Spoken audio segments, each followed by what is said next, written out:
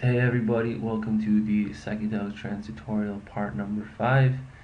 In this tutorial we will be discussing sidechaining, kick and bass, and whatever else we have time for. So we're going to do this pretty quickly because, I don't know, just want to. Anyway, so in the previous tutorials, we've been discussing a song called MSB from me, Kabbalistic Village. And I'm using this song to show you how to do different things in psychedelic trance music. So one of the things in psychedelic trance music that happens a lot is that you hear this bounce in the kick and the bass. And what I mean bounce is, I'll show you like this.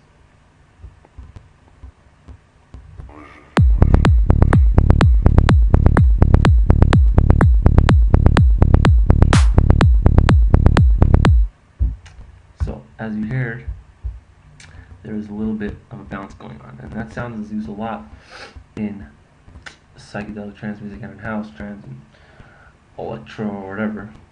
It basically means that every time the kick comes in, the bass lowers itself down and it sidechains itself. That's the definition. I'm not really sure if that explains anything, but hopefully I'll be able to show you a little bit more. But basically, I'll show you what happens without a sidechain. Listen to it now.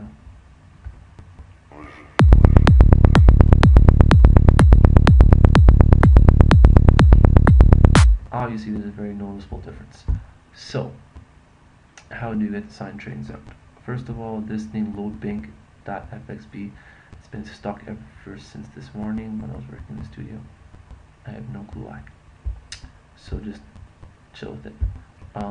Okay, fine. So basically you load your kick onto a mixer channel, and this Norton security thing keeps on popping up in all my tutorials. That means that basically I downloaded something bad. Can't tell you what. Anyway, so you load your kick, and then you load a thing called a Fruity Peak controller. Now, when you first load the Fruity Peak controller, it's going to be on mute. That means you're not going to be able to hear your sample or your kick. Oops, not bad. Ain't gonna play nothing. So what you gotta do is you gotta go to the Fruity Peak controller and you gotta take it off mute, and now you can hear it. Alrighty, so then what you do is you go to your bass and you right click on the volume fader thingy, and you go to link to controller, and you go to internal controller, and you go to peak control, peak, select that. Then you go to mapping formula and you go to inverted, and then you press accept. By the way, this way that how to do it is also from YouTube, also from another FL Studio tutorial. There's probably easier ways to do it, but this is the one that I like. So now listen.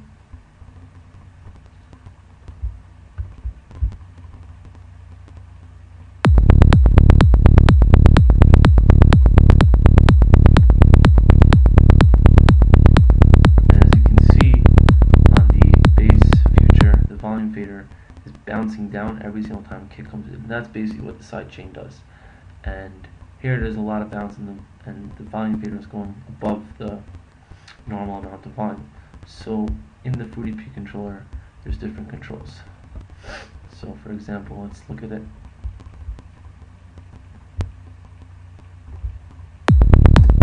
The more tension, if you put tension up, then there's going to be less bass. Listen.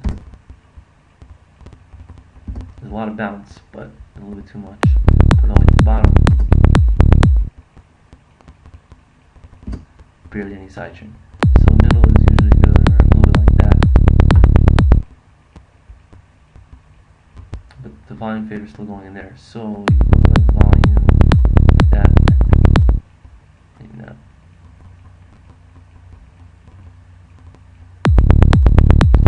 So you have to play around with these different controls. I'm not sure how to explain all of them to you, but work it out that there is a nice kind of bounce, and your volume fader is not going too crazy, and you pick the right tension.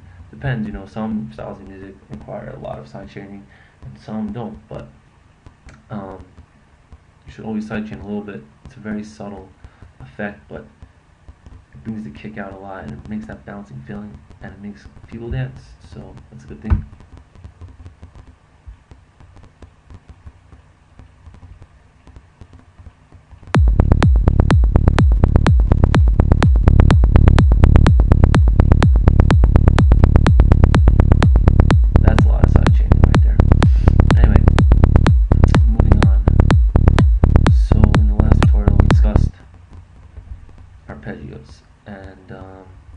to show you how to use them in the song. I showed you in different songs, but in this song that we're doing, I want to show you how to also introduce sections into your music. So we have this section over here. Let me just see the time, guys. Sorry. So we have this section over here. Let's listen to it.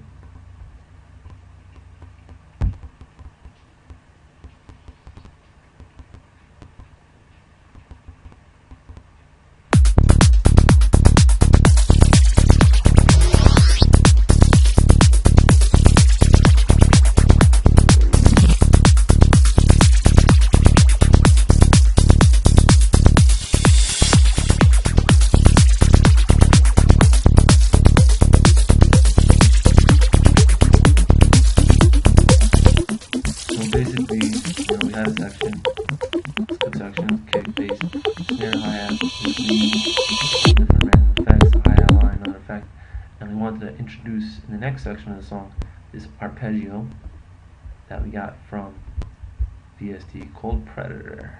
Good VST, by the way. Anyway, this is how it sounds.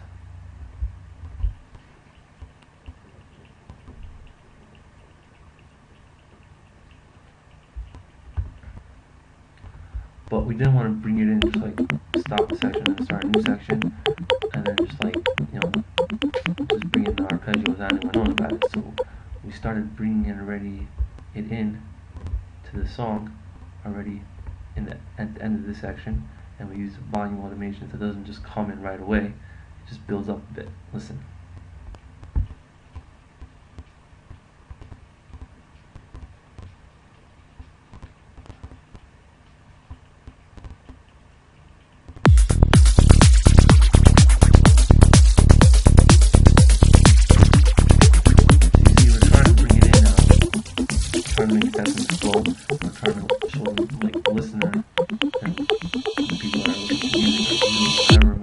Listening to it, that there's something else coming, but you don't want to bring it in right away. You can't just bring things in, boom. You need to build it up slowly. And over here we have another pattern that I made.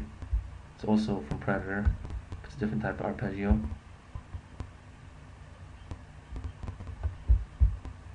And also, you don't see any snares or hi-hats here because we're trying to build a whole new section. So you kind of want to start from the beginning, but you don't want to like bring everything at once. So we have the arpeggio, we have kick and bass going, and we have this asterisk lead that I just showed you, the other arpeggio from Predator, also on a volume envelope. So let's go like this.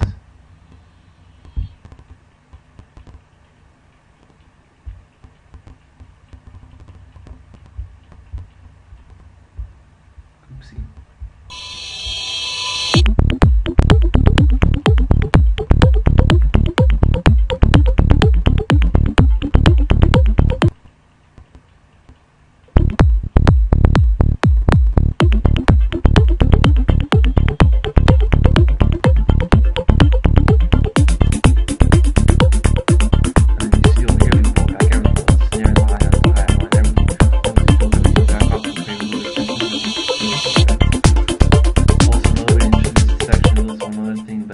Break or something is you want to put in something like this.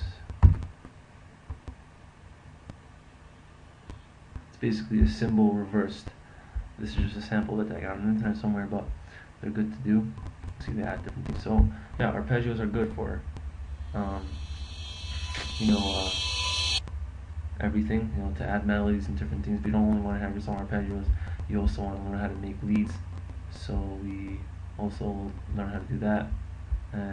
I'll show you an example.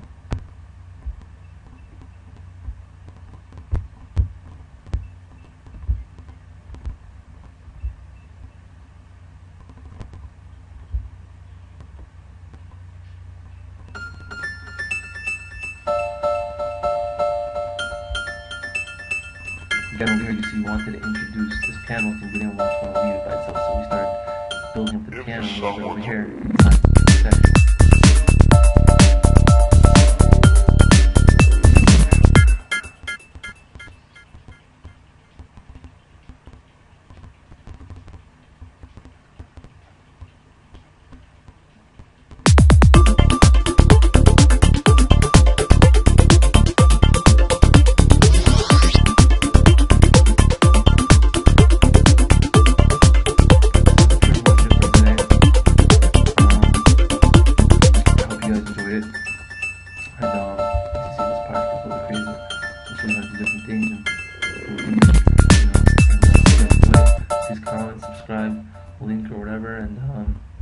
Peace and love.